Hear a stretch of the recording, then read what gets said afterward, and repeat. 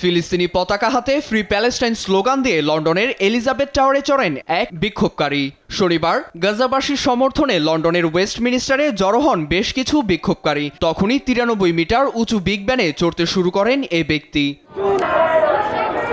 বার্তা সংস্থা রয়টার্স জানায়, বিগ ব্যান খ্যাত স্থাপনাটিতে চড়তে গিয়ে তার পা দিয়ে রক্ত ঝরতে থাকে, তবুও থামেননি তিনি। তার এমন কাণ্ড আতঙ্ক সৃষ্টি করে নিচে থাকা বিক্ষোভকারীদের মধ্যে। আমাদের একজন পতাকা হাতে বিগ বেনে চড়েছেন। আমি বুঝতে পারছি ফিলিস্তিনিদের দুর্দশা সবার সামনে তুলে ধরতে এই পদক্ষেপ নিয়েছেন তিনি। তার সাহসিকতার প্রতি সমর্থনও